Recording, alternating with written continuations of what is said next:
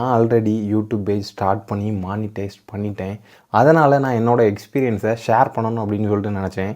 நீங்கள் யூடியூப்பில் channel start பண்ணலை அப்படின்னா this is the right time to start. You don't need a expensive camera. உங்களுக்கு வந்து எக்ஸ்பென்சிவான கேமரா தேவையில்லை, ஒரு பெரிய பிக் செட்டப்பும் தேவையில்லை. என்னோடய பேக்ரவுண்ட் எப்படி இருக்குது அப்படின்னு சொல்லிட்டு நீங்கள் இந்த வீடியோவில் பார்க்க தான் செய்கிறீங்க.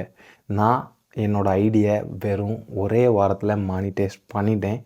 உங்களுக்கும் பண்ணணும் அப்படின்னா என்னோடய பேஜை ஒரு சப்ஸ்கிரைப் பண்ணிவிட்டு இன்ஸ்டாகிராமில் கிறிஸ்டோ டாக்லின் அப்படிங்கிற பேஜை ஃபாலோ பண்ணிவிட்டு எனக்கு ஒரு டிஎம் மட்டும் பண்ணுங்கள்.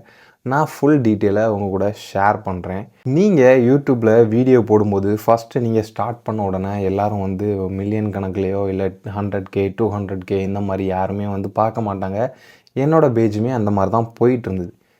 ஆனால் நம்ம வந்து ஆடியன்ஸை ரீச் பண்ணணும் அப்படின்னா கன்சிஸ்டன்சியாக நம்ம வீடியோவை வந்து போட்டால் மட்டும்தான் சப்ஸ்கிரைபர்ஸை ரீச் பண்ண முடியும். வியூவர்ஸும் நம்ம வீடியோஸை பார்ப்பாங்க.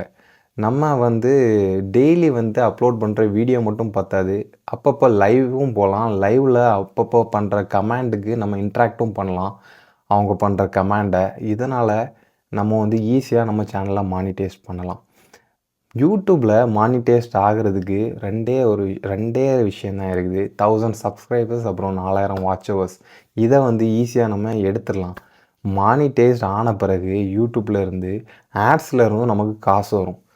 அதுக்குன்னு சொல்லிட்டு நீங்கள் பெர்ஃபெக்டான டைம் வர்ற வரைக்கும் நீங்கள் காத்திருக்காமல் ஸ்டார்ட் நவ்.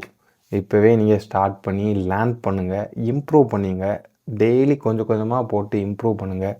ஒரே ஒரு வீடியோ உங்களோட வாழ்க்கையை சேஞ்ச் பண்ணலாம். One video can change your life. So இப்போவே ஸ்டார்ட் பண்ணுங்கள் யூடியூப்பில் ஏர்ன் பண்ணுறதுக்கு. See you.